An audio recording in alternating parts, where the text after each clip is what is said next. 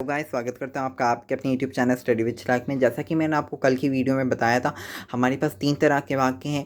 3 तरह के वाक्य में स्टूडेंट्स को सरल वाक्य यानी कि जटिल वाक्य जो होता है, इसमें जो उपवाक्य आता है उसे समझने में परेशानी होती है। तो आज मैं आपको वही बताने वाला हूँ कि वो क्या है। ठीक है, देखिए क्या होता है। हमारे पास 3 तरह के रचना के आधार पर वाक्य भेद हैं: सरल वाक्य, संयुक्त वाक्य और मिश्र वाक्य। मिश्र वाक्य में ही हम उपवाक्य पढ़ते हैं, मिश्र वाक्य में ही हम उपवाक्य पढ़ते हैं। तो आइए जानते हैं, ये जो मिश्र वाक्य है उसमें ये उपवाक्य होता है। उपवाक्य क्या होता है? उपवाक्य का अंश होता है उद्देश्य और विधेय। एक होता है प्रधान उपवाक्य और एक होता है आश्रित उपवाक्य।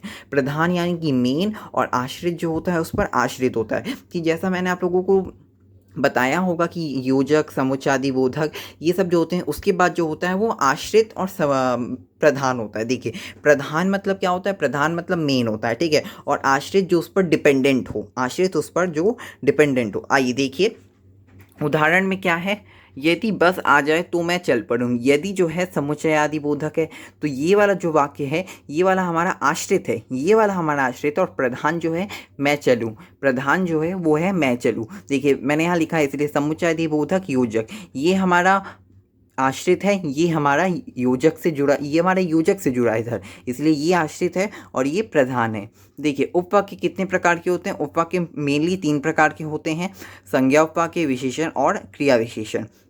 देखिए अब ये जो संज्ञा वाक्य है इसमें हम लोग ये बहुत ज़्यादा स्कोरिंग होता है।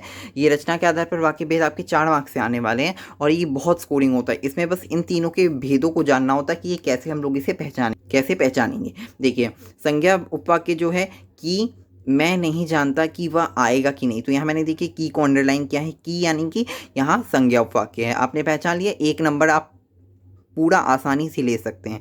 देखिए उसके बाद विशेषण उपवाक्य, जो सोवत है सो खोवत है, इसमें जो लगाया मैंने, इसीलिए ये आपका विशेषण उपवाक्य हो गया। जिससे जिससे मैंने बात की वह मेरा दोस्त था। अब जिससे, अगर वहाँ मैंने जिससे लगाया तो वहाँ आपका विशेषण उपवाक्य हो गया। जो और जिससे आपका विशेषण उपवाक्य में होता है। क्रिया विशेषण उपवाक्य, जब आग लगी तब धुआं उठा।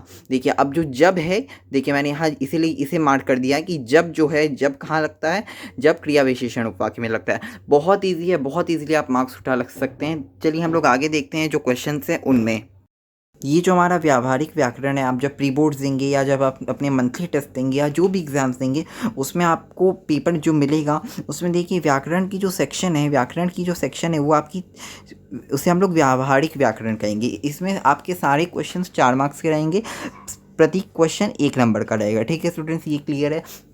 टोटल आपको 5 दिए रहेंगे, उसमें से आपको 4 करना रहेगा, बस यही कंसेप्ट है। आपको 5 दिए रहेंगे, आपको 4 करना रहेगा। स्टूडेंट्स बहुत ज़्यादा कंफ्यूज हो जाते हैं या वो थोड़ी सी चालाकी दिखाते हैं कि वो 5 सोचते हैं कि पाँचों के पाँचों कर लेते हैं, तो उसमें से कोई अगर एक गलत होगा तो टीचर हमें 4 नंबर दे देगा। लेकिन ऐसा होता नहीं है। आप जितने चालाक बनते हैं टीचर आपसे भी ज़्यादा चालाक बन जाता है। तो आपको जितना आता है आप उतना ही कीजिए। देखिए इस क्वेश्चन में हम लोग अपना व्यावहारिक व्याकरण का जो रचना के आधार पर वाक्य भेद है वो मैं आपके लिए क्वेश्चंस लाया हूँ। चलिए देखते हैं। इसमें हम लोगों का बोला है, मैं जानता था कि सुमन अवश्य आएगी। ये यहाँ मैंने आपको अभी अभी बताया कि मैं जानता था कि सुमन अवश्य आएगी, यहाँ मैंने की लगा दिया तो ऑब्वियसली ये संज्ञा उपवाक्य हो गया।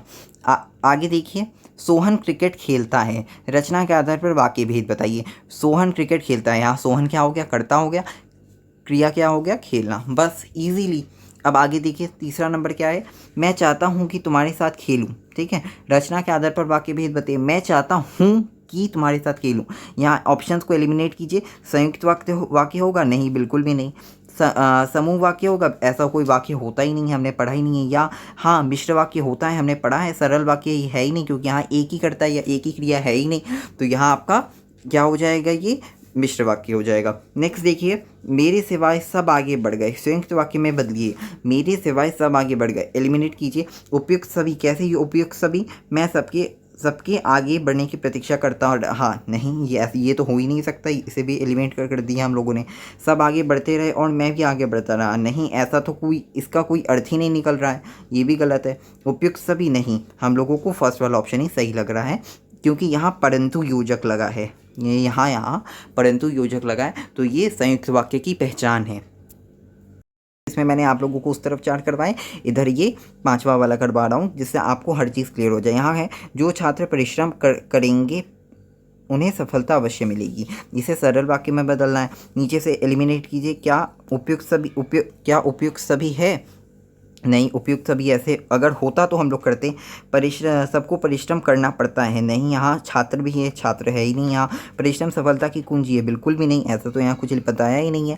परिश्रमी छात्र अवश्य सफल होंगे, हाँ बिल्कुल सही, ये वाला ऑप्शन हमारा सही हो जाएगा। सो आज हम लोगों ने अपना व्याकरण का टॉपिक रचना के आधार पर वाक्य भेद पूरी तरीके से ख़त्म कर दिया। अगर आपको कोई डाउट हो तो आप कमेंट सेक्शन में लिखिए, मैं बिल्कुल उसे बताने का प्रयत्न करूँगा। So for further updates do like, subscribe, share my channel, और नोट्स आपके लिए डिस्क्रिप्शन में दिए हैं, सो जाइए उन्हें लीजिए। Thank you so much.